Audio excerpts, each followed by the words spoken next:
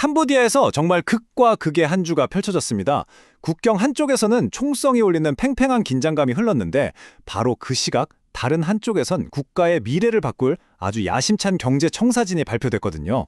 오늘 이 시간 분쟁의 현장과 미래를 향한 비전, 이 두 가지 상반된 모습을 함께 들여다보겠습니다. 자, 먼저 이 발언 한번 보실까요? 훈만회 총리가 국제법 위반까지 언급하면서 태국을 아주 강하게 비판하고 있죠. 이 한 문장만 봐도 당시 캄보디아와 태국 국경에서 벌어진 일이 얼마나 심각했는지 감이 오는데요. 바로 이 이야기부터 시작해 보겠습니다. 그래서 오늘 저희가 살펴볼 이야기는 크게 4가지입니다. 먼저 국경에서 무슨 일이 있었는지, 그리고 이걸 두고 어떤 외교적 공방이 오갔는지 알아볼 거고요. 이로 인한 안타까운 피해 상황도 짚어보겠습니다. 그리고 마지막으로 이런 혼란 속에서도 캄보디아가 어떤 미래를 그리고 있었는지 그 반전의 이야기로 넘어가 보겠습니다. 네, 첫 번째 이야기, 바로 국경에서 터진 문제입니다. 이 불안했던 평화가 깨진 곳은 캄보디아 북서부, 태국과 딱 붙어있는 반테아이 메안체이주였습니다. 정말 놀라운 건요. 불과 몇 주 전이 10월 26일에 양측이 휴전 협정까지 맺었다는 사실입니다. 그런데 그 약속이 무색하게 11월 12일 오후에 2차례나 총격이 발생하면서 모든 게 물거품이 되어버린 거죠. 이 갑작스러운 총격으로 안타깝게도 한 분이 목숨을 잃었습니다. 36살의 디 나이 씨였는데요. 평범한 민간인이었죠.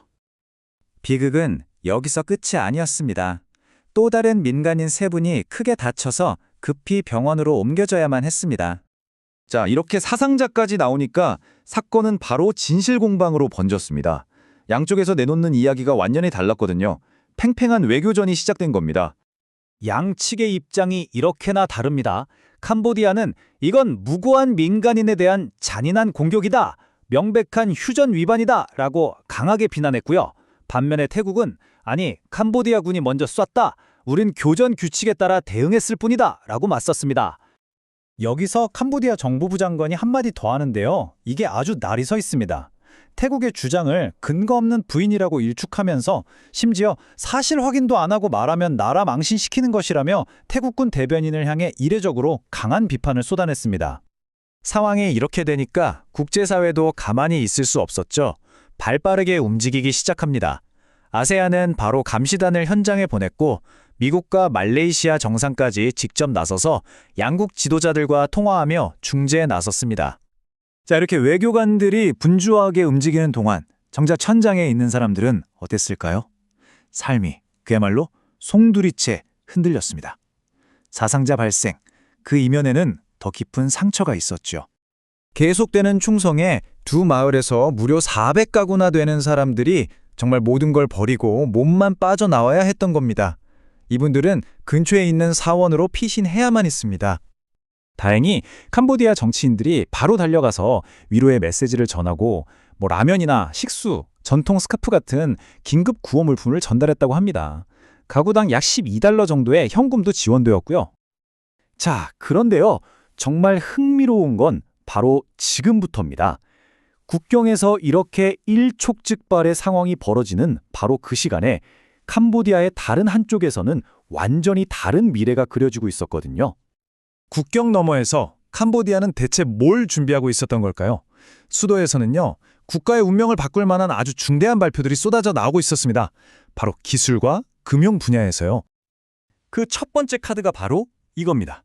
반도체요.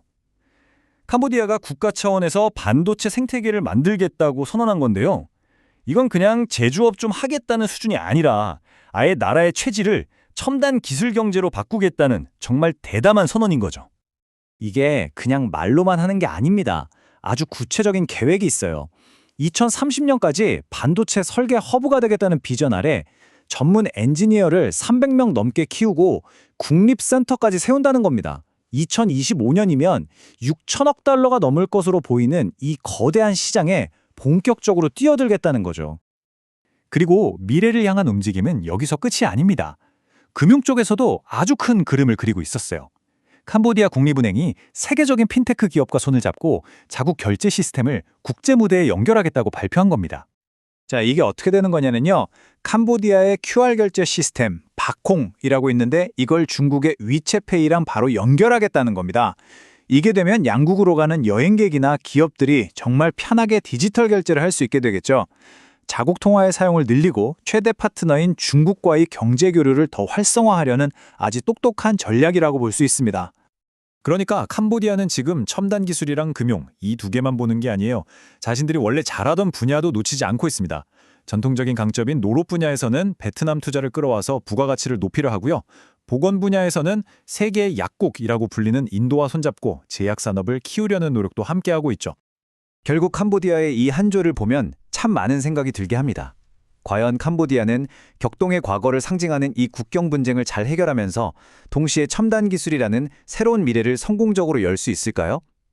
이 두 가지 모습이 공존하는 것, 이게 바로 지금 캄보디아의 현실입니다.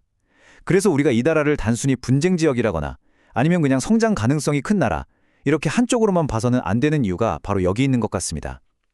긴장과 전환, 그 사이에서 캄보디아는 지금 과연 어디로 가고 있는 걸까요?